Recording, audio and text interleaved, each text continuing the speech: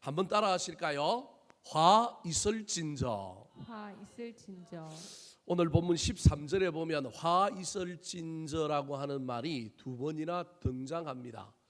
좀 좋지 못한 말이고 좀 무서운 말이죠. 그런데 성경에 화 있을진저라고 하는 표현이 아주 많이 나옵니다. 구약 성경에도 화 있을진저라고 하는 표현이 나오고요, 신약 성경에도 나옵니다. 그 중에 대표적인 몇 가지를 소개하면, 화 있을진저가 주로 누구에게 많이 쓰였느냐 하면 이스라엘 백성들의 지도자, 목자들에게 많이 쓰였습니다.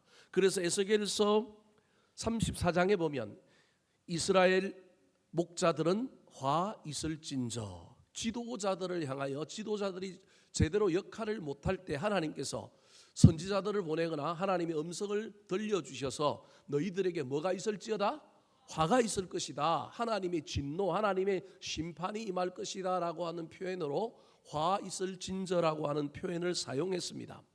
왕을 향하여도 이 표현을 많이 썼습니다. 이사야 31편 1절에 보면 도움을 구하러 애굽으로 내려가는 자들은 화 있을진저, 하나님을 의지해야 되는데 애굽의 병거 말을 의지하여 자꾸 말을 수입하려고 하는 왕.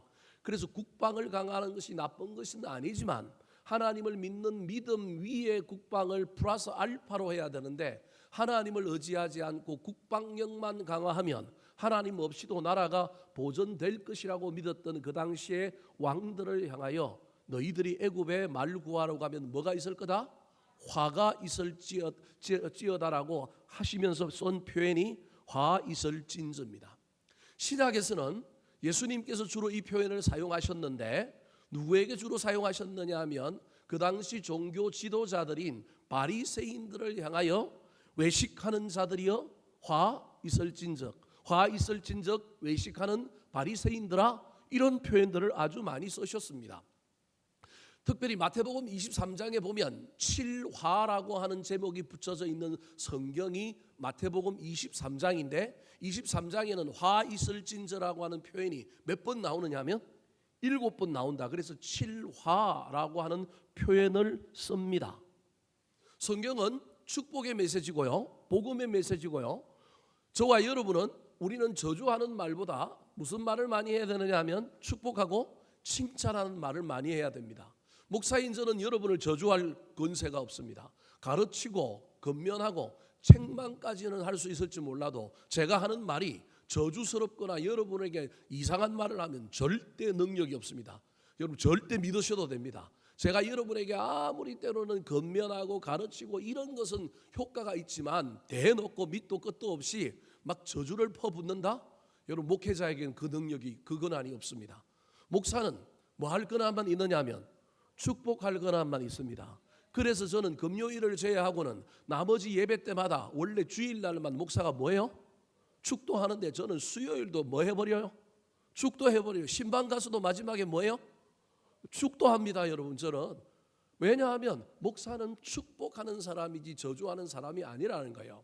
그렇다면 우리 예수님이 왜 화 있을진저, 아무리 사두개인들과 바리새인들이라고 하는 그 당시 종교 지도자들이 좀 못마땅스럽고 제대로 그 지도자 역할을 못한다 할지라도 그래도 우리 주님이 햇빛을 비추고 온화하게 하고 뭘 좀 이렇게 함으로 그들을 변화시키려고 해야 되는데 왜 하나님께서 예수님께서 화 있을진저라고 하는 표현을 썼을까요? 화 있을진저라고 하는 표현이 문자 그대로 여러분 화와 심판에 대한 이야기이기도 하지만 원문에 의하면, 히브리어 원문에 의하면 화 있을진저가 구약에서는 뭐라고 쓰여졌느냐 하면 우아이라고 하는 단어로 쓰였습니다. 뭐 제가 유식한 척 하려고 여러분에게 원어를 얘기하는 게 아니라 원어를 살펴보면 좀 더 의미가 깊기 때문에 그래요. 그러니까 축복을 이야기하시는 우리 예수님이 축복이 아닌 저주와 같은 말인 화 있을진저라고 하는 말을 했다고 한다면 이건 단순히 저주만을 이야기하는 것이 아니라고 하는 의미가 그 안에 들어있을 거라는 거예요.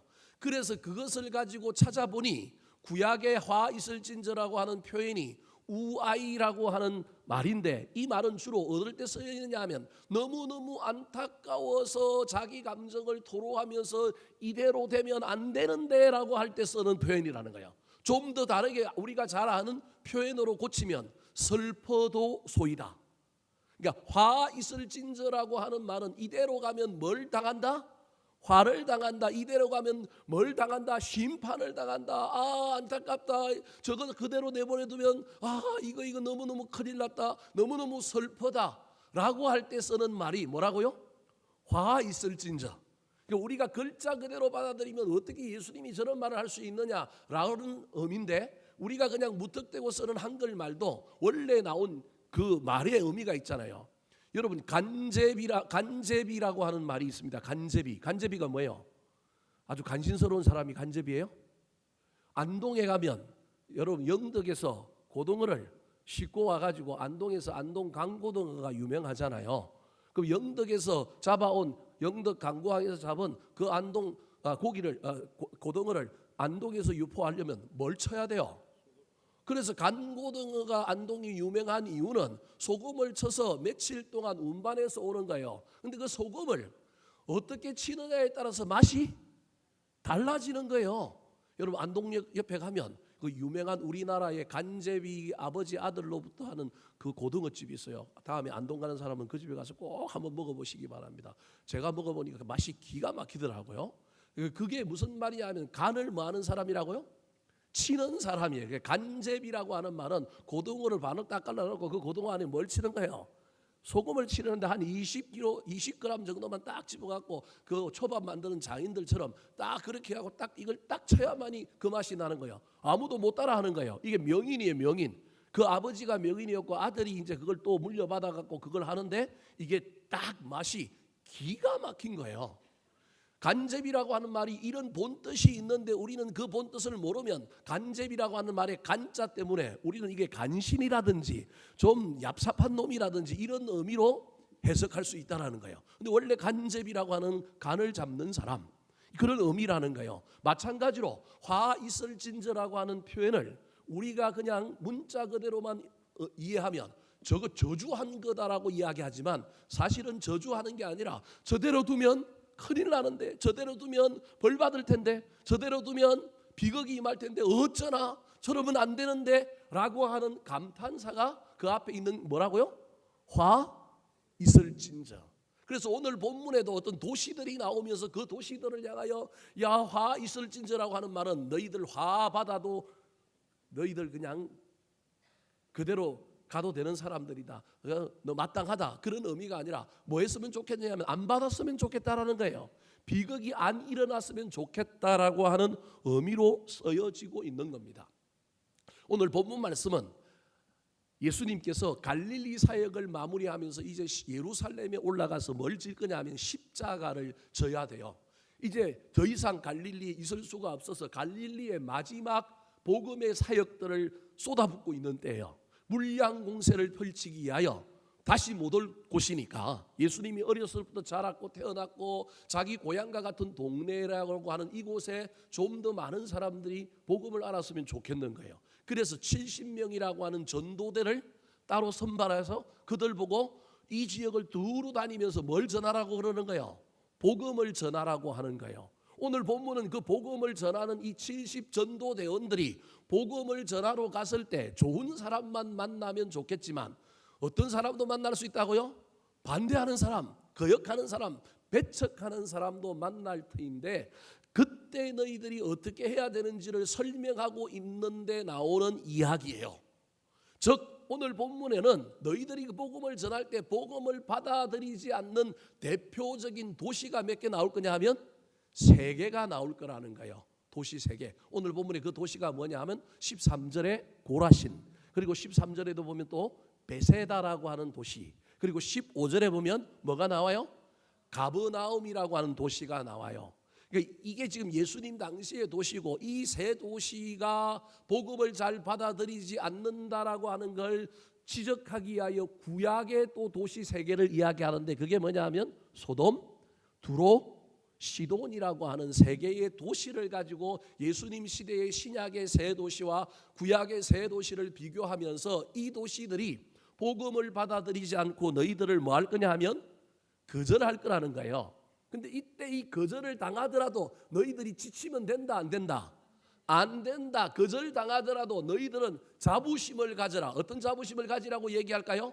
화면에 안 나옵니다. 16절 한번 읽어볼까요? 16절. 자, 오늘 16절 말씀 시작.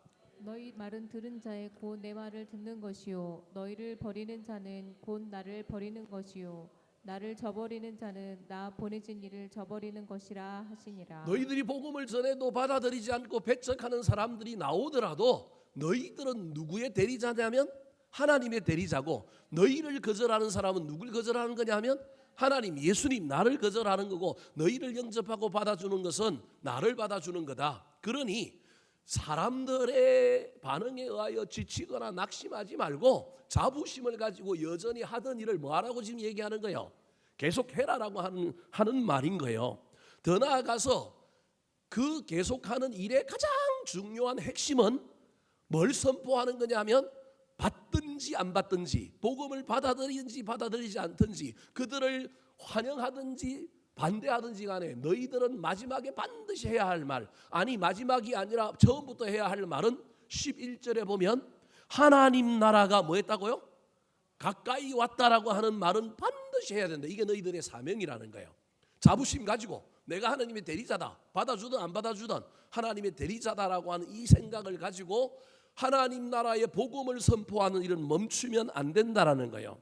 더 나아가서 분명히 반대자를 만날지라도 그 반대자들 만났을 때 이 행동은 하라는 거예요. 무슨 행동을 하라 그랬을까요? 화면에 안 나옵니다. 11절 성경을 보고 읽어볼까요? 자, 11절입니다. 시작. 너희 동네에서 우리 발에 묻은 먼지도 너희에게 떨어버리노라. 그러나 하나님의 나라가 가까이 온 줄을 알라 하라. 뭘 떨어버리라고요? 먼지를 떨어버리래요. 여러분, 이 행동을 우리 하나님께 시켰는데 우리는 이걸 받아들일 때 막 기분이 나빠가고 안 받아줬다고 그냥 저주받으라는 의미로 발에 뭘 떨어버렸다고요? 먼지를 떨어버렸다라는 의미로 해석을 해요. 여러분, 이건 성경적이지 않습니다. 성경은 절대 우리한테 그런 받아들이지 않았다고, 배척했다고 그 사람들한테 막 저주를 선포하고 나쁜 감정을 쏟아붓는 게 아니에요. 여기 발에 먼지를 떨어뜨려버리라는 말은 이런 말입니다. 이 도시에 다시 올 수 있다 없다? 없다. 이 도시가 뭐라고요? 마지막이다. 마지막이다. 그래서 마지막이기 때문에 발에 먼지를 떨어뜨려버리고 난 이 동네 다시 못 올 사람이기 때문에 11절에 무엇으로 끝났어요? 하나님 나라가 가까이 왔다라는 걸 알라. 그러니까 지금 막 태도에 대하여 내가 반응을 보여서 그 사람들이 나를 반대한다고 나도 발에 먼지를 떨어뜨려버리면서 이것들 벌이나 받아라, 화 있을진저, 이런 의미가 아니라 이 동네에 내가 오늘 이 사람들이 받아들이지 않으면 다시 안 올 건데 그래라도 내가 선포라도 하고 가자. 그 말이라도 남아서 이들 머리에 빙빙빙 돌고 이들 공동체에 빙빙빙 돌다가 어느 사람이 받아주면 좋겠다라고 하는 의미로 발에 먼지를 떨어버린다는 말은 다시 이곳에 올 수가 있다 없다? 없다라고 하는 말을 가지고 하나님 나라를 선포하고, 더 나아가서는 발에 먼지를 떨어뜨려버리라는 의미는 이 사람들 때문에 낙심하여 또 이 사람들 때문에 힘들어하지 말고 발에 먼지를 다시 떨어뜨려버리고, 이 말은 패배주의의 이 먼지를 떨어뜨려버리고 다시 다른 동네를 향하여 고고싱 열심히 가겠다라고 하는 의지의 표현인 거예요. 그러니까 복음이 멈추지 않는다. 반대하는 사람들, 나를 힘들게 하는 사람들 때문에 내가 낙심하고 여기 저주를 퍼붓고 내가 그들을 미워하는 마음, 이건 복음 전하는 자들의 마음이 아니라는 거예요. 마지막이라도 반대해도 복음을 선포할 뿐만 아니라 또 빨리 어디로 가야 돼요? 다른 데로 가겠다라고 하는 의미로 발에 먼지를 떨었다라는 것은 내 속에 있는 나쁜 감정, 내 속에 있는 패배주의, 그걸 먼지라고 생각하고 여기에 다 뭐하라고요? 떨어뜨려 버리고 가라는 의미가 여기에 있는 거예요. 여러분, 하나님의 일을 함에 있어서 저와 여러분이 이 이야기를 잘 기억하셔야 됩니다. 내가 하는 일이 나쁜 일이 아니고 정말로 거룩한 일이라면 여러분 이 일에 대한 자부심이 있어야 됩니다. 그리고 반대자를 만나도 기죽거나 반대자를 만난다고 낙심하여 에이 모두 전부 다 뒤엎어버리고 내가 뭐 안 하겠다고 막 그러는 것이 아니라 할 수만 있다면 어떻게 해야 되느냐 하면요, 여전히 그곳에 복음을 선포하고요, 할 수만 있다면 또 다른 곳으로 가기 위하여 내 발에 뭘 떨어뜨려 버려야 돼요? 뭔지, 이 말은 나에게 있는 패배주의, 나한테 있는 부담감, 나한테 있는 잘못된 거 이걸 떨어뜨려 버리는 것이지 이 사람들을 향하여 먼지 떨어버리고 저주하겠다는 의미가 아니라고 하는 사실을 기억해야 합니다. 자, 그렇다면 예수님께서 이들을 이렇게 이야기하면서 너희들이 만나게 될 이 갈릴리 지역에 복음을 거부하는 사람들이 있을 터인데 그들에게도 낙심치 말고 그들 때문에 너희들이 걸어가야 하길 중단하지 말라고 이야기하는 것이 오늘 본문의 주된 메시지지만 오늘 저는 두 번째 메시지를 가지고 여러분에게 설교하려고 하는 겁니다. 오늘 본문에 우리 하나님이 화 있을진저라고 했는데 이게 심판과 저주의 의미이든 아니면 안타까운 우리 주님의 외마디 정말로 슬픈 마음에서 감정을 토로하는 말이든지 간에 이 말이 쏟아졌다라고 하는 것은 문제가 있다라는 말이죠. 특별히 오늘 본문에 나오는 세 도시, 즉 고라신과 베세다와 이 가버나움이라고 하는 도시가 문제가 있었다. 복음을 받아들이는데 문제가 있었던 도시라고 한다면 이 도시를 저와 여러분으로 한번 놓아보자라는 말입니다. 이 도시들은 복음을 받아들이지 않은 도시, 즉 구원을 못 받은 사람들과 같지만 이미 복음을 받아들였지만 우리는 구원받았지만 구원받은 우리가 하나님의 말씀을 삶 속으로 적용하고 삶 속에서 하나님 말씀을 성화의 관점에서 받아줘야 될 사람들인 우리의 관점으로 오늘 본문을 이해해 보자는 거예요. 오늘 본문은 예수를 받아들이느냐 받아들이지 않느냐 구원의 문제지만 이 본문을 읽는 저와 여러분이 우리를 고라신과 베세다와 가버나움이라고 하는 도시에 우리를 대입시키고 우리는 구원의 문제는 해결했지만 구원의 문제를 넘어서서 우리를 향하여 우리 주님이 말씀을 주셨는데 그 말씀을 내 삶 속에 받아들이고 내 삶 속에 적용하는 부분과 관련하여 우리가 미흡하거나 우리가 부족하면 하나님이 저 하늘에서 보고 우리를 향하여 안타까운 마음으로 뭐 있을진저? 화 있을진저 그렇게 표현할 수도 있다라는 말입니다. 자, 그렇다면 우리 주님이 안타까워서 화 있을진저라고 했던 이 세 가지 도시에 어떤 신앙의 문제가 있을까요? 구원의 문제지만 오늘은 저와 여러분을 향하여 신앙의 문제로 본다면 어떤 문제가 있을까요? 따라 하시겠습니다. 깨닫지 못한 사람들. 깨닫지 못한 사람들. 자, 이 도시를 고라신과 베세다와 가버나움이라고 하는 도시를 저와 여러분이라고 얘기한다면 이 도시의 가장 큰 문제는 어떤 문제냐면 우리 예수님이 가장 많이 다닌 동네, 우리 예수님이 가장 복음을 많이 선포한 도시, 심지어 우리 예수님이 사역의 중심지로 삼았던 도시는 어디냐면 가버나움입니다. 자기 고향은 잘 가지도 않았어요. 가버나움이 갈릴리라고 하는 저 북쪽, 우리로 치면 뭐 강원도, 뭐 표현이 좀 이상하지만 전라남도 뭐 이런 쪽의 어떤 지역이 갈릴리라고 한다면 그 도시의 여러분 수도가 주도가 되는 도시가 어디냐면 가버나움입니다.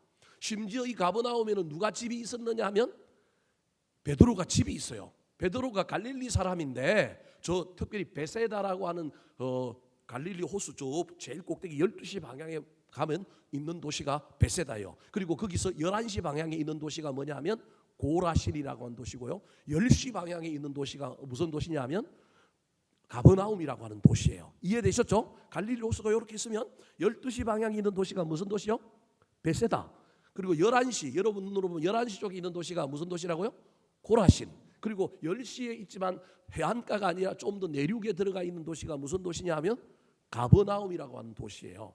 그러니까 예수님이 가버나움에 베이스 캠프를 치고 갈릴리 사역을 하시다가 그 다음에 마지막에 어디로 올라가시느냐 하면 소문이 크게 나고 능력이 크게 사람들에게 펼쳐짐으로 말미암아 예루살렘으로 올라갔는데 베드로는 이 갈릴리 호수에서 뭐 잡던 사람이에요? 고기 잡던 사람인데 고기를 잡아갖고 돈을 많이 벌어가지고 자기 고향이 베세다인데 베세다에도 집이 있지만 어디다가 집을 하나 산 거예요? 가버나움. 시골 사람들이, 부산 사람들이, 저 경상남도 대구 사람들이 돈 벌면 어디다 집 사요? 서울에다가 집 사는 것처럼 여러분 그렇게 집을 산 사람이 누구냐 하면 예루살렘까지는 진출을 못하고 이 베드로는 어디다 집을 샀느냐 하면 가버나움에 집을 산 거예요. 베드로는 선장이고요. 자기보다 한 급 높은 사람이 누구냐 하면 선주예요. 더 많은 배들을 자기 소유로 가지고 있는 선주가 누구냐 하면 야고보와 요한의 아버지 세베대가 선주예요. 그래서 세베대는 집이 있는데 어디에 있어요? 예루살렘에 있어요. 이게 급수가 낮아서 그래요. 베드로는 집이 어디에 있어요? 가버나움. 그런데 세베대는 어디에 있다고요? 예루살렘에 집이 있는 거예요. 그래서 나중에 대제사장의 집에 들어갈 때도 베드로 혼자 못 들어가요. 예수님이 잡혀갔을 때 누가 문을 열어주느냐 하면 요한이 문지기들한테, 문지기하고 요한을 아는 거예요. 이미 서울살이를 예루살렘살이를 해가지고 내 동료니까 들여보내달라 해가지고 들여가서 나중에 예수님을 3번 부인하는 이야기가 나오는 거예요. 어찌되었든 이 베세대 들녘에서 예수님께서 오병이어의 기적을 행하심으로 말미암아 5,000명이 먹인 사건이 일어난 것이 베드로, 안드레, 그 다음에 빌립 이런 사람들의 고향이다. 나다나엘 이런 사람들이 다 베세다 출신이에요. 고라시는 지금도 성지순례를 가면 사라져버리고 이제 유적만 남아 있어요. 유적만 해당의 자리라고 하는 자리만 남아 있고 도시는 지금 현재는 사라져버리고 없지만 지금도 베세다, 가버나움이라고 하는 도시들이 남아 있는데 이 가버나움은 주도로서 여기에 베드로가 집이 있었고 훗날 누굴 모시고 살았느냐 하면 베드로가 여러분 애처가였어요. 그래서 누굴 모시고 살아요? 장모를 모시고 살았다니까요. 장모가 나중에 무슨 병이 들어요? 열병이 들었는데 누가 고쳐줘요? 예수님이 고쳐주는 거예요. 이 도시들에 예수님의 흔적이 묻어 있고 예수님이 수많은 능력을 행하였어요. 13절 말씀 같이 한번 읽어볼까요? 시작. 화 있을진저 고라시나 화 있을진저 벳세다야 너희에게 향한 모든 권능을 두로와 시돈에서 행하였더라면 그들이 벌써 베옷을 입고 제에 앉아 회개하였으리라. 저 이야기 속에서 구약에 나오는 시돈과 두로라고 하는 도시도 만만치 않는, 복음을 잘 받아들이지 않는 도시인데 그 도시에 신약에서 예수님이 고라신과 베세다라고 하는 동네의 기적을 행하고 복음을 전하는 일을 구약에 가서 그 일을 했다면 구약의 두로와 시돈 사람들은 벌써 뭐 했을 거라고요? 회개했을 거라는 거예요. 그런데 이들보다 두로와 시돈 사람보다 더 독한 사람, 더 복음을 안 받아들이고 배척하는 사람들이 13절에는 어느 동네 사람들이냐 하면 고라신과 베세다라고 하는 동네의 사람이라는 거예요. 15절에는 가버나움 사람도 여기에 든다 그런 말이에요. 여러분 이 이야기 속에서 저와 여러분이 배워야 할 것이 무엇일까요? 가장 수많은 은혜를 경험하고 수많은 기적을 경험하고 수많은 설교를 들어도 여러분 저와 여러분이 고라신과 베세다와 같은 사람들이 되면 난 놓고 뭘 모르는 사람이라고요? 기억자를 모르는 사람이라는 거예요. 예수 그리스도가 구세주로 왔는데 가장 가까이 있는데 가장 자주 만나는데도 불구하고 그 진가를 모르고 영적인 분별력과 통찰력이 없어서 여러분 이 문제가 펼쳐졌다라는 거예요. 다른 문제를 다 차치하고 오늘날 저와 여러분에게 적용한다면 죄송합니다. 안 그런 가정도 있어가지고 제 말이 시도 안 맥히는 사람도 가정도 있겠지만 내 옆에 있는 남편이 제일 좋은 사람인데 나한테 딱 맞는 사람인데 가까이 있는 사람 나한테 그렇게 잘해주고 뭘 잘해도 돈도 벌어다주고 잘해줘도 나는 늘 텔레비에 나오는 어떤 배우 다른 곳에 나오는 어떤 사람을 생각하면서 이 사람이 진짜 복이라고 하는 걸 나는 안 믿어. 그러면 이 사람이 어떤 사람이라고요? 고라신과 베세다와 같은 사람이라는 거예요. 구세주가 왔는데 메시아가 왔는데 그 메시아가 가장 오래 머물렀고 가장 많은 공을 들였는데도 불구하고 메시아로 받아들이지 않은 사람들이 고라신과 베세다에 사는 사람들이라는 거예요. 가까이 있는 복을 복으로 여기지 않는 사람들의 대표가 고라신과 베세다라는 거예요. 오늘을 살아가는 저와 여러분이 혹시 그런 삶을 살고 있지는 않습니까? 감사할 거리가 많은데도 감사를 발견하지 못하고 자꾸 엉뚱한 곳에서 뭘 발견하고 뭘 구하려고 하다가 인생 다 망가지고 여러분 지금 현재 저와 여러분이 헤매고 있지는 않습니까? 어떤 철학자가 진리는 먼데 있지 않고 어디에 있다고요? 가까이 있다. 행복은 파랑새는 저 멀리 있는 걸 내가 찾아다니는 게 아니라 어디 있다고요? 가까이 있다. 톨스토이가 이야기했잖아요. 사랑을 찾으려고 돌아다녔는데 어디 오니까 사랑이 있더라고요?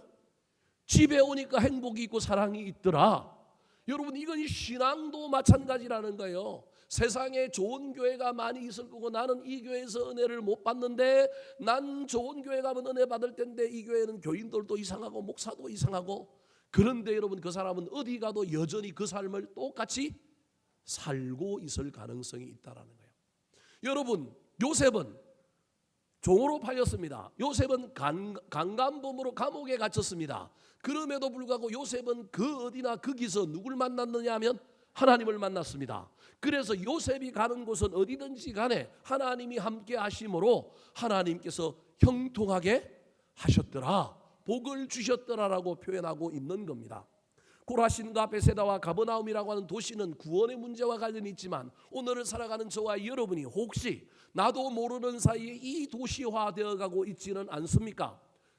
찾아온 사람, 내 곁에 있는 행복, 진리, 감사를 이미 나한테 넘치도록 있는데도 불구하고 그걸 붙들고 그걸 발견하지 못하고 딴 데서 상황이 바뀌면, 이 사람 안 맞더라면, 이런 일이 없었더라면, 뭐가 잘 됐을 거라면, 현재 안 되는데 미래에 될 일이 없는데 우리는 현재 안 되는 일은 뭔가 조건이 바뀌고 상황이 바뀌고 사람이 바뀌면 될 거라고 착각하는데, 간혹 그런 경우도 있긴 하지만 그러나 여러분, 상황이 바뀌고 뭔가 바뀌어도 여전히 나는 그 패러다임 속에서 살 수밖에 없는 존재라고 한다면 여러분, 저와 여러분이 안경을 바꿔야 하지 않겠습니까?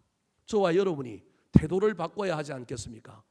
요셉은요, 종으로도 팔렸는데도 최선을 다했고요, 강간범으로 바뀌어서 감옥에 갇혔는데도요, 여전히 그는 그곳에서 최선을 다했습니다. 먼 데를 바라보지 않았습니다. 부르신 곳에서 예배하고 그 있는 곳에서 최선을 다했더니 하나님이 훗날 그를 무엇으로 옮겨주셨어요? 총리로 옮겨주셨다니까요. 앞에 두 가지 그 상황, 그 연습과 훈련 없이 총리가 될 수 없는 겁니다. 그냥 우리는 총리 만들어주니까 총리가 됐다고 생각하지만 여러분, 그게 어디 그렇겠습니까? 무언가를 하려면 여러분 준비되고 훈련되어야 하지 않겠습니까? 그러려면 여러분, 저와 여러분이 내 가까이에 내 옆에 뭐가 있는지를 영적인 분별력을 가지고 여러분 바라보고 깨닫고 소유할 줄 알아야 합니다. 저와 여러분이 하나님께 기도했으면 좋겠습니다. 2025년 동안에 내가 내 곁에 있는데, 내 가까이에 있는데 내가 눈이 열리지 아니하여서 깨닫지 못하고 내가 소유하거나 누리거나 내가 만족하지 못했던 것들이 무엇인지를 하나님 알게 해주셔서 내 눈이 좀 열리게 하여 주셔서 가장 가까이 있고 내 곁에 있는 것 내가 보고 깨닫게 해 주십시오. 저는 참 건강에 자신 있는 사람이었습니다. 어린 시절부터 자라오면서 병원 가본 적이 없는 사람입니다. 그리고 친구들하고 스포츠를 하거나 뭘 하면 늘 키는 좀 작지만 그래도 월등한 사람이었고요, 늘 그런 사람이었습니다. 그런데 저도 모르는 사이에 그것만 기고만장하게 믿고 있다가 지금은 몸이 난리가 나 있습니다. 그래서 지금도 저는요, 이제 정신 차리고요, 하루에 2만 보를 걸으려고 애를 씁니다. 어제도 2만 보, 어제는 2만 2천 보, 그제는 2만 4천 보. 금요일, 토요일, 일요일이 지약입니다.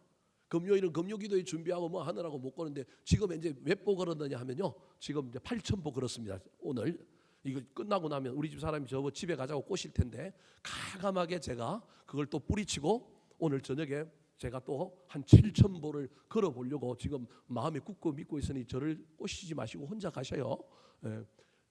어떻게 하면 관리를 할까 지금 막 그 생각을 하고 있습니다. 병원에 가서 오늘도 막 피도 뽑고 오늘도 검사하고 왔는데 가서 검사해 보니 당신 의사의 얘기입니다. 당신이 여자였다면 당신은 지금 무슨 병에 걸렸느냐면 루퍼스 병에 걸렸을 것이다. 면역 체계가 다 무너졌기 때문에 그 면역 체계가 신장을 공격하고 간을 공격하고 있는 상황인데 정신 차리지 않으면 큰일 납니다. 그리고 심한 운동을 지금 해야 될 게 아니라 젖산이 많이 나오거나 심한 운동을 너무 많이 하면 이 신장하고 이게 지금 견딜 수 없기 때문에 음식을 잘 먹고 꾸준히 하는 유산소 운동을 많이 해가지고 사구체 여가율이라고 하는 게 있는데 그게 이제 그릇망인데 걸러내는 수치거든요. 일반 사람은 한 60 정도가 가장 낮은 수치고요. 그 다음에 90 정도가 돼야 그릇망으로 막 노폐물을 막 걸러내야 되는데 그 숫자가 90 정도 돼야 되는데 제가 지난번 수술하고 난 다음에 29였습니다. 지금 이제 한 달 지났는데 이제 39였습니다. 오늘 또 피 뽑고 했으니 이제 다음 주에 가면 이제 또 어떻게 됐는지를 나올 겁니다. 다행히 감사한 건 우리 이재봉 장로님도 콩팥이 하나밖에 없거든요. 이 하나가 건강하면 되는데 이 하나도 오른쪽 게 지금 망가졌는데 왼쪽 게 보통 한 90 이상만 되면, 사고체 여가율이 90 이상만 되면 하나 없어도 요거 하나로도 충분히 커버는 하고 피고는 좀 하겠지만, 그런데 요쪽 놈도 정신이 좀 못 차려갖고 가장 낮은 상태에 있는 사고체 여가율이 60이라는 거예요. 그러니까 요것도 건강해져야 되고 요것도 이제 살려야 되는데요. 주일만 되면요, 여러분 저는 막 피곤해갖고 우리 집 사람이 압니다. 저는 이제 잠자는 사람입니다. 주일 모든 일정 끝나면 그냥 쓰러져 자고요. 그래서 피곤하고 요즘은 막 힘들고 이러니까 더더구나 건강 관리하기 힘드는데, 야 이거 제일 중요한데 머리로는 알았는데 그동안 깨달았어요, 못 깨달았어요? 못 깨달았어요. 못 깨달아가지고 열심히 지금 하고 있습니다. 다행히 감사한 건 살이 한 3kg 정도가 빠졌어요. 2.5kg 정도가 빠졌어요. 보이는 사람만 보이고 안 보이는 사람은 안 보일 거예요. 워낙 뚱뚱하니까. 이게 가장 중요한 건데, 가장 가까이 있는 건데 이걸 내가 너무 소홀히 했구나. 늘 일 중심이고 교회와 설교와 뭐 이런 것들이 늘 앞서다 보니까 늘 이게 뒤처져 있었던 거예요. 요즘은요 무조건 교회 오기 전에, 옛날은 교회 왔다가 뭘 다 해놓고 나면 운동해야지. 근데 요즘은요 교회 오면서 뭐부터 하고 와요? 운동부터 하고 와요. 이제 삶을 바꿨어요. 교회 오면서 무조건 교회 오는 날은 뭐 하고 오는 날이다? 뭐 한 바퀴 두 바퀴 세 바퀴 돌고 오는 날이다. 그렇게 작전을 바꾸고 돌기 시작하면서 조금씩 좋아지는 것 같은데, 또 이게 이제 얼마나 또 마음이 또 바뀌어갖고 어떻게 되는지는 모르겠지만 꾸준히 가장 가까이 있는 것, 가장 중요한 것을 알아보고 깨닫고 붙들어야 하지 않겠습니까? 육체의 건강뿐만 아니라 여러분 영적인 삶에 있어서도, 또 저와 여러분이 관계를 이루며 또 가족과 교회 안에서 살아가는 어떤 관계의 영역에서도 우리가 무엇이 중요한지를 머리로만 아는 것이 아니라 정말로 가까이 있는 것들을, 여러분 그냥 있으니까 그냥 대충 여기고 살아 있으니까 그냥 돈이 있으니까 뭐가 있으니까 누리는 정도가 아니라, 저와 여러분이 정말로 귀한 것을 깨닫고 예수 그리스도를 구주라 모셔야 되는데 그냥 보는 것만으로 만족하고, 늘 보이니까, 늘 가버나움에 계셨으니까, 늘 고라신에 왔으니까, 늘 베세다 들녘에서 큰 기적을 행하셨으니까 뭐 내일도 행할 건데, 그런 마음이 아니라 여러분 깨닫고 소유하는 사람들이 되기를 예수님의 이름으로 축원합니다. 두 번째, 화 있을진저라고 하는 이 안타까운 소리와 이 무거운 이 저주와 심판의 소리를 들었던 이 고라신과 베세다 가버나움이라고 하는 도시에 저와 여러분을 갖다 놓으면 우리에게는 어떤 문제가 있을까요? 따라 하시겠습니다. 열매 맺지 못한 사람들. 열매 맺지 못한 사람들. 자, 오늘 본문에 이 세 도시에 대한 문제를 이야기하면서 오늘 본문에 보면 구약의 세 도시를 이야기해요. 그 구약의 세 도시가 어떤 도시냐 하면 소돔과 고모라와 소돔과 두로와 시돈이라고 하는 도시입니다. 우리 방송실 김 집사님 뒤에 한 칸 뒤에 있는 걸 먼저 보여주시기 바랍니다. 자, 12절과 14절 말씀 우리 같이 한번 읽어볼까요? 시작. 내가 너희에게 말하노니 그날의 소돔이 그 동네보다 견디기 쉬우리라. 심판 때에 두로와 시돈이 너희보다 견디기 쉬우리라. 그러니까 구약에 나오는 소돔보다 고라신, 베세다, 가버나움이 못하다고 지금 주님이 얘기하는 거예요. 구약에 나오는 두로와 시돈보다 못하다고 얘기하는 거예요. 소돔은요 악의 온상지였어요. 그리고 두로와 시돈이라고 하는 나라는요 특별히 교만의, 아주 교만의 대상입니다. 서구 역사 가운데 다 나라들이 망하고 다 정권이 다 붕괴되었는데 유일하게 망하지 않고 철옹성을 유지하고 있었던 도시 국가가 어디냐면 두로입니다. 두로가 여러분 지금의 레바논이라고 하는 지역이 두로인데요.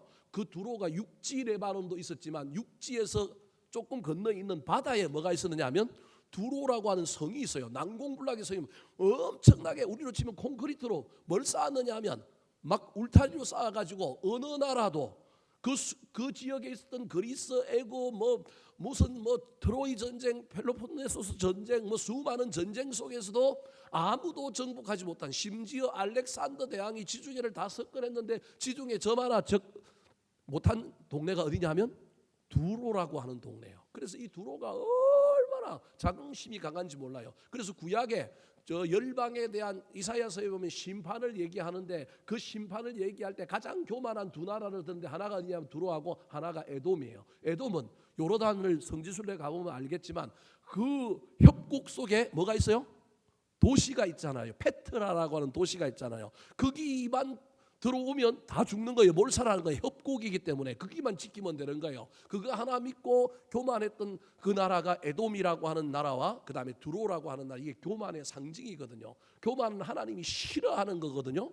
그런데 구약의 그냥 가장 악한 도시, 가장 나쁜 도시의 대명사가 소돔과 고모라 그리고 두로와 시돈인데, 지금 예수님께서 뭐라고 얘기하고 있냐면 우리는 이 도시들이 훨씬 더 나쁘다고 생각하는데 예수님은 뭐라고 얘기하느냐 하면 가버나움과 고라신과 베세다가 이들보다 못하다. 도리어 이들이 그 동네보다 더 낫다. 그걸 오늘 본문에는 그 동네보다 견디기 쉬우니라. 심판을 견디기 쉽다. 심판에서 예외가 될 가능성이 있는 도시가 12절에는 소돔, 그리고 심판에서 좀 건짐을 받고 심판을 안 받을 가능성의 여지가 있는 도시가 두로와 시돈이 너희보다 견디기 쉽다.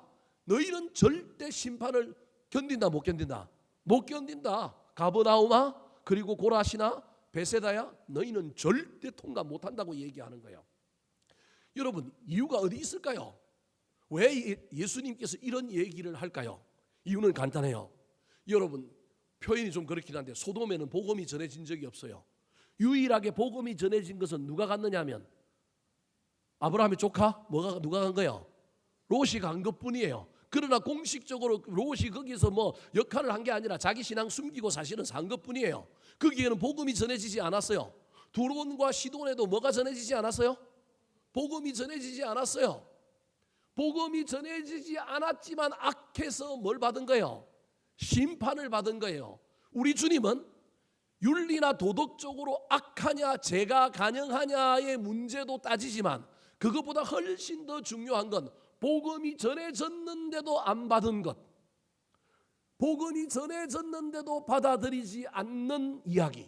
여러분, 이게 오늘날 저와 여러분의 이야기인 거예요. 우리는 세상 사람들이 하나님의 관점에서 보면 훨씬 더 나쁜 사람이라고 생각하고 하나님은 그들을 향하여 엄하게 예수를 안 믿고 교회를 안 나왔으니까 심판할 거라고 우리는 생각을 하는데, 오늘 본문에 의하면 하나님은 그렇지 않을 수 있다라는 거예요.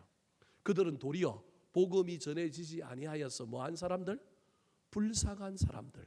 누군가 가서 전해줬는데 안 믿은 것, 뭐 그거야 뭐 좀 더 벌을 받겠지만, 어떤 사람들은 오늘날 수많은 사람들이 뭐 교회가 있고 뭐 예수쟁이가 있다는 건 알지만 개인적으로 어느 누구가 나한테 찾아와서 복음을 한 번도 이제 전해보지 않는 시대가 이제 오늘 도래하고 있단 말이에요. 예전에는 예수 믿으라고 사형리 책자라도 전해주고 뭐라도 전해주고 누군가가 내 앞에 와서 교회 나오라고 했는데 요즘은 그런 시대예요, 아니에요? 아니에요. 여러분, 복음이 온 세상에 전해진 것 같지만 그렇지 않다니까요. 옛날에는요, 그래도 오지에도 다 뭐가 있었느냐 하면 교회가 있었는데 이제는 오지에 교회가 있어요, 없어요? 없어요. 옛날에는 다 학교가 있었고 교회가 있었는데 이제는 없다니까요. 무교회 지역이 자꾸 늘어가요. 농촌 인구도 없을 뿐만 아니라 목회자들이 생계가 유지 안 되니까 교회들이 사라지는 거예요. 사라져서 이제 어떤 시골 농촌 교회는요, 소문으로만 예수는 들었고 교회가 있다라는 걸 어린 시절에 알았던 사람들이 있지만 이제는 진짜 예수가 누구인지 모르는 사람들이 조선 팔도의 천지백갈이에요. 그 사람들 구원 못 받을 거예요. 어찌됐든지 간에.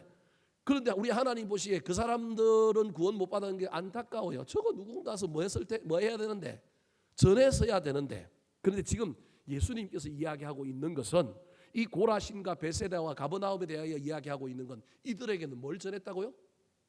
복음을 전했다고요. 누가 있었다고요? 예수님이 뭐까지, 심지어 복음을 받아들이라고 뭐까지 해가신 거예요? 기적까지, 큰 권능까지 행하였다는 거예요. 그런데 이들은 듣고도 뭐하지 않았다고요? 받아들이지 않았다라는 거예요. 다르게 얘기하면 여러분, 오늘날 저와 여러분에게 이 말씀을 그대로 적용하면 우리는 이미 구원 안에 들어와 있는 사람이, 우리는 구원받은 사람이라고 생각하지만 좀 더 다른 관점으로 이해해 봐야 돼요. 제가 여러분의 구원을 없이하거나 무시하려고 하는 게 아니라 저는 다 여기 있는 사람이 구원받았으면 좋겠지만, 여러분 이 말씀을 가지고 적용해 보면 우리가 구원받았다고 우리가 복음의 말씀을 듣고 있고 목사님의 설교를 듣고 성경을 읽고 있지만 우리에게 거기에 합당한 열매가 없으면 어쩌면 우리도 모르는 사이에 우리는 뭐가 되어가고 있느냐 하면 고라신과 베세다와 가버나움이 되어가고 있다는 사실을 기억해야 되며 13절 말씀 다시 한번 읽어볼까요? 13절 시작. 화 있을진저 고라시나 화 있을진저 벳세다야 너희에게 행한 모든 권능을 두로와 시돈에서 행하였더라면 그들이 벌써 베옷을 입고 제에 앉아 회개하였으리라. 예수님이 지금 얘기하고 있는 건 복음을 들었느냐 듣지 않았느냐 그걸 우리는 그냥 믿었느냐 믿지 않느냐로 이야기하는데 예수님은 믿음을 뭐라고 얘기하고 있느냐 하면 복음을 들었으면 옷을 입고 제에 앉아 뭐 하였다고요?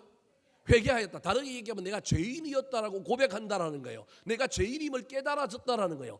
듣는 것으로 끝나는 복음이 아니라 들었던 복음이 내 마음속에 내려와서 나를 울리고 내가 깨달아지고 내가 죄인이라는 걸 알게 됨으로 말미암아 하나님 앞에 나가고 내가 그동안 죄인이었습니다. 내가 교만했습니다. 여러분 이게 진짜 믿음이라는 거예요.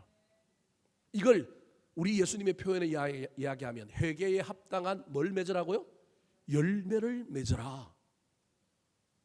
예수님께서 예루살렘에 올라가셨는데 지나다니시다가 보니까 무화과 나무에 잎은 무성한데 뭐가 없어요? 뽕나무에 잎은 무성한데 뭐가 없어요? 열매가 없어요. 열매가. 그건 그 당시에 종교 지도자들을 의미하거든요. 그 당시에 예루살렘이라고 하는 그 지역과 성전을 중심으로 하는 이 기독교, 그 당시의 기독교가 능력이 없다, 헛방이다. 뭐가 없기 때문에? 열매가 없기 때문에. 그래서 열매 없는 건 우리 주님이 그 다음날 저주했더니 뭐 해버렸다고요? 말라버렸다. 그게 유대교거든요. 유대교가 말라질 거다라고 하는 걸 보여주는 거예요. 여러분 이 이야기는 우리 기독교에는 적용이 안 될까요? 여러분 오늘날 신앙생활하는 저와 여러분에게는 적용이 안 될까요? 자꾸 구원의 문제와 연관시켜서 설명하지 말고 성화의 관점에서 생각을 좀 해보자 이 말입니다. 우리는 예수 그리스도를 믿고 복음을 받았다고 한다면 단순히 듣는 것만으로만 저와 여러분이 지나간다고 한다면 우리도 모르는 사이에 영적인 고라신과 베세다와 가버나움이 될 수 있다는 거예요.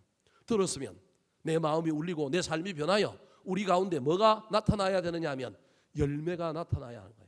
그래서 열매 없는 우리를 바라보면서 회개하지 않는 저 도시의 사람들을 바라보면서 우리 주님이 화 있을진저 너희들 그대로 가면 너희들한테 화가 나타날 거야. 저주하는 의미로 화 있을진저가 아니라 정말로 슬퍼하면서 우아이 슬프다. 이대로 가면 화를 당할 텐데 어찌 그러고 있느냐. 다르게 얘기하면 13절 마지막은 너희들도 회개에 합당한 뭘 맺으라?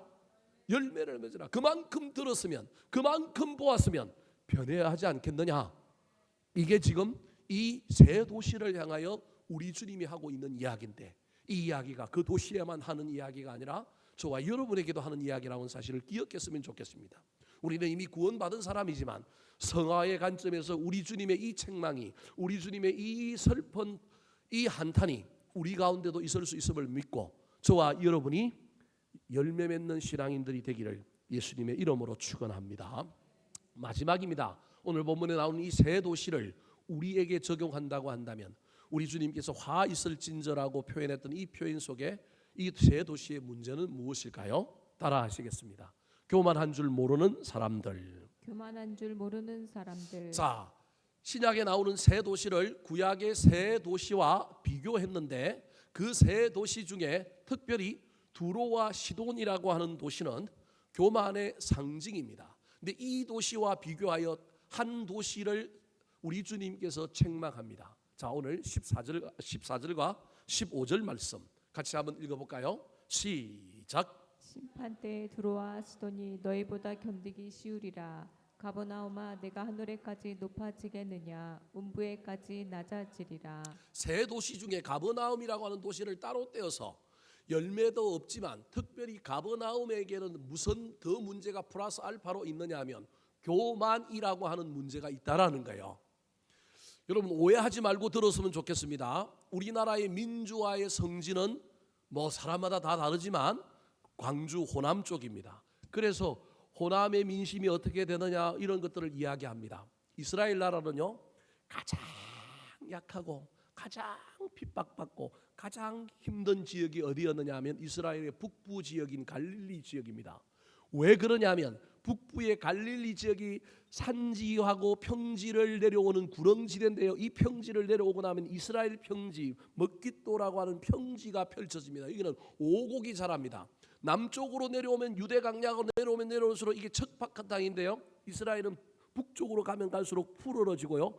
나중에 가면 뭐가 나오면 산림이 나옵니다. 그리고 이스라엘 국경지대의 마지막은 레바논하고 연결되면서 거기에 뭐가 나오면 레바논에 백향목이 있는 거예요. 그리고 여기에는 뭐가 있느냐 하면 여러분 그 유명한 여러분 사해 나일강에 흐르는 젖줄이 흐르는 여러분 바니아스라고 하는 폭포가 있어요. 성지순례 가보면 큰 폭포가 이스라엘 모든 물줄기의 근원이 되는데 큰 폭포가 있는데요. 거기 가면요, 이거 밀림에 들어온 것 같아요.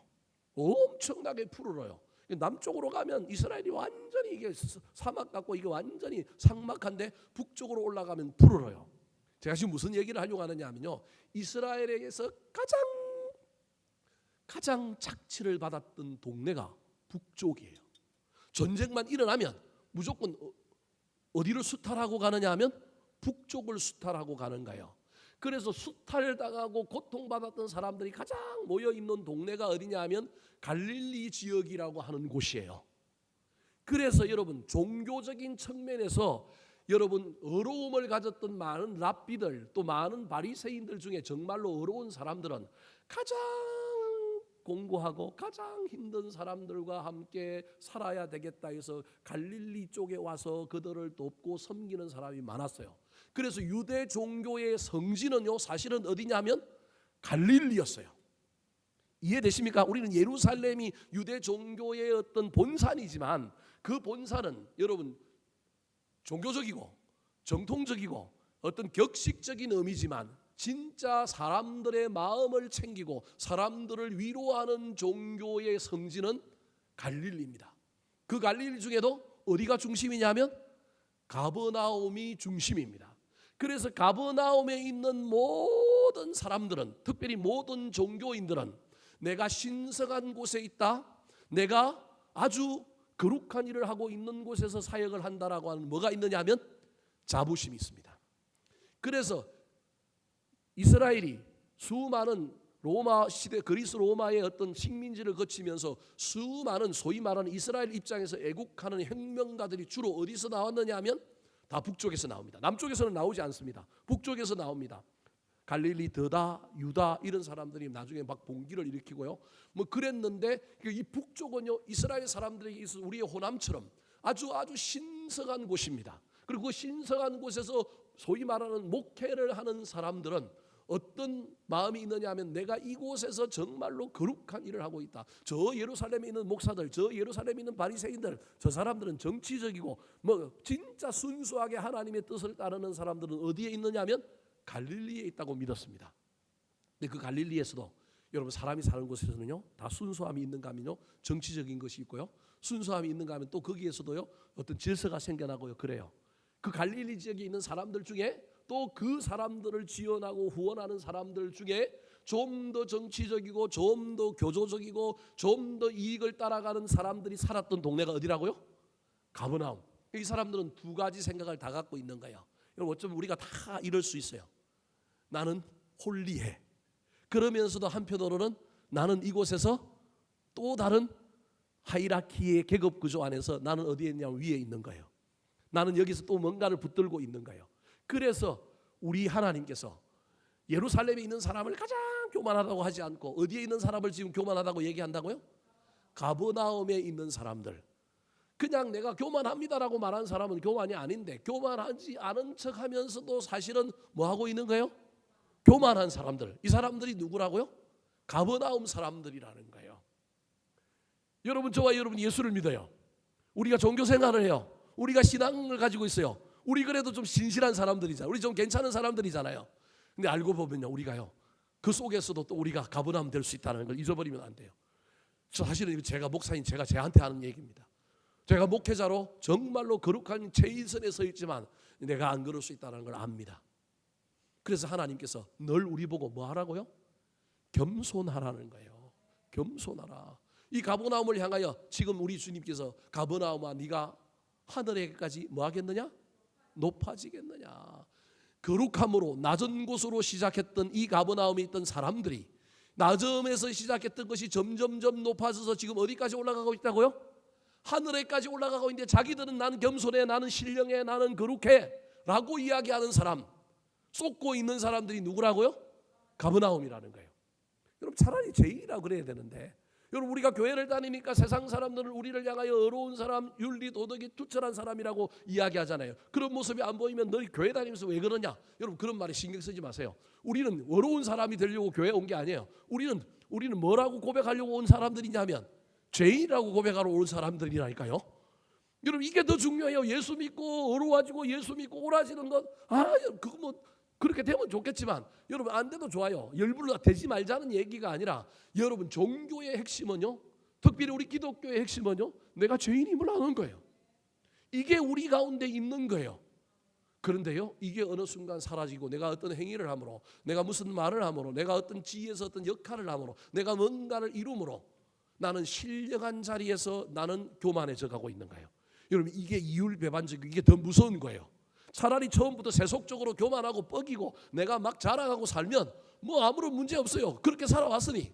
근데 나는 내 스스로가 나는 홀리하고 나는 거룩하다고 이야기하고 있는데 알고 보면 나는 지금 어떤 자리에 올라가고 있느냐 하면 교만한 자리에 올라가고, 이게 가버나움 사람들이라는 거예요. 예수님이 가버나움 사람들을 향하여 뭐라고 얘기하냐면 베드로전서 5장에 보면 교만한 자는 낮추고 겸손한 자는 뭐 하겠다고요?